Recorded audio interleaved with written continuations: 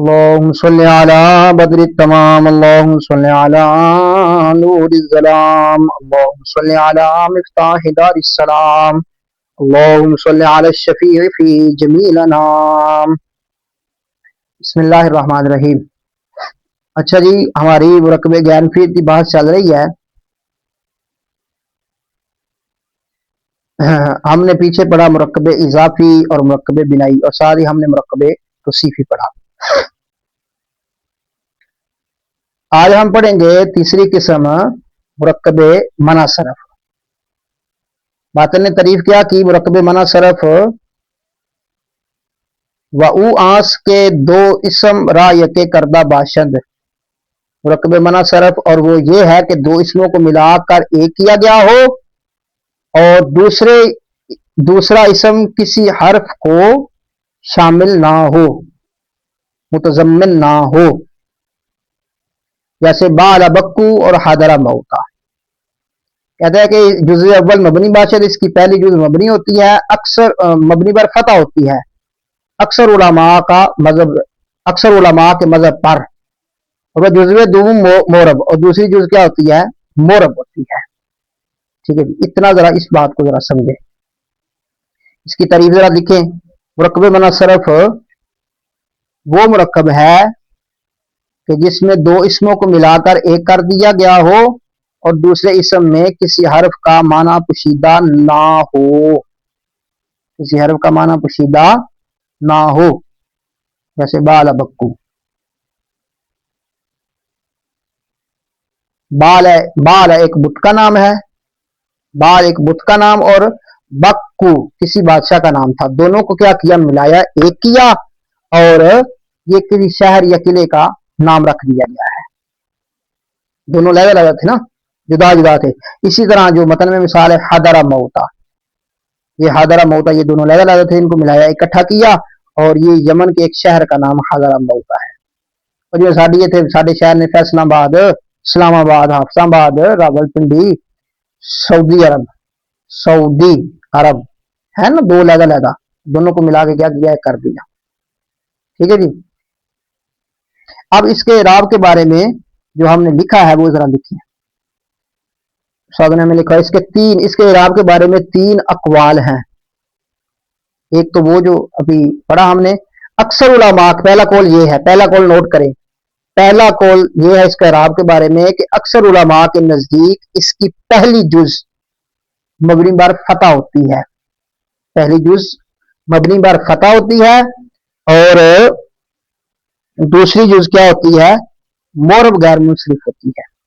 پھر غور کریں، اکثر علماء کے نزدیک اس کی پہلی جز مبنی بر فتح ہوتی ہے اور دوسری جز مورب غیر منصرف ہوتی ہے. مورب بھی ہوتی ہے اور غیر منصرف بھی ہوتی ہے. اچھا جی، یہ پہلا اس کے اعراب کی پہلا قول یہ ہے. دوسرا قول یہ ہے کہ بعض علماء کہتے ہیں کہ اس کی دونوں جزیں مورب اور منصرف ہے. دونوں جزیں کیا ہیں؟ مورب ہیں اور منصرف ہیں. تیسرا قول کیا ہے؟ تیسرا قول یہ ہے کہ بعض علماء کہتے ہیں کہ اس کی دونوں جزیں مورب تو ہیں، دونوں جزیں مورب تو ہیں، لیکن دوسری جز مورب بھی ہے اور غیر منصرف بھی ہے. دونوں جزیں مورب ہیں لیکن دوسری جز کیا ہے؟ مورب غیر منصرف ہے. ٹھیک ہے جی. آگے کیا بیان فرمایا بداں کہ تو جان کے مرکب غیر مفید ہمیشہ جزو جملہ باشد. یہ ایک قاعدہ بیان کر دیا کہ مرکب غیر مفید جو ہوتا ہے یہ ہمیشہ جملے کی جز ہوتا ہے، ہمیشہ جملے کی جز ہوتا ہے. مرکب غیر مفید ہمیشہ جملے کی جز ہوتا ہے. یہ بھی لکھنا ہے کہ قاعدے کی صورت میں یا اہم بات یا فائدے کی صورت میں، تو اس کو نوٹ کرو. مرکب غیر مفید ہمیشہ جملے کی جز واقع ہوتا ہے. ہم نے دیکھا استادوں نے ہمیں ایک نوٹ کی صورت میں لکھوایا ہے، مرکب غیر مفید ہمیشہ جملے کی جز واقع ہوتا ہے، جملہ نہیں بن سکتا، جملہ نہیں بنتا. مثال جو ہے نا، متن میں مثال جو ہے وہ کیا مثال ہے؟ وہ مثال یہ ہے غلام زید قائم، غلام زید قائم، زید کا غلام قائم ہے، زید کا غلام کھڑا ہے. تو اس میں جو غلام زیدن ہے یہ مرکب غیر فعل یعنی مرکب اضافی ہے. تو ظاہر ہے یہ پورا جملہ تو نہیں ہے, پورا جملہ تو تبھی ہوگا جب ساتھ قائمن لگے گا. غلام زیدن یہ مبتدا ہے اور قائمن اس کی خبر ہے. ٹھیک ہے, تو یہ جز ہوا, جز پورا جملہ نہیں ہوا. یہ قاعدہ بیان کر دیا کہ مرکب جار فعل اور مرکب جار فعل یہ نہیں ہے کہ صرف مرکب اضافی, تینوں ہے. اس میں متن میں مثال دوسری اور بھی ہے, اور یہ مرکب عددی کی انڈیا حضر شرط درہمن اور جا ابا علی بکو, یہ مرکب بنا صرف کی مثال آ. ٹھیک ہے جی, تو اس بات کو آپ نوٹ کریں کہ مرکب غیر مفید ہمیشہ جملے کی جز واقع ہوتا ہے, جملہ نہیں واقع ہوتا, جملہ نہیں بنتا. ٹھیک ہے, اضافی کی مثال غلام زیدن, مرکب اضافی کی مثال غلام زیدن قائمن. اور ہم نے ایک اور ساتھ ظاہر لکھی تھی مرکب توصیفی, تو اس کی مثال کیا بنے گی؟ جاءنی رجل عالم, جاءنی رجل عالم. اور مرکب بنائی کی مثال کیا ہے؟ اندی احد عشرہ درہمن. اور مرکب مناصرف کی مثال جو ہم نے لکھی سادہ نے کوئی وہ کیا ہے؟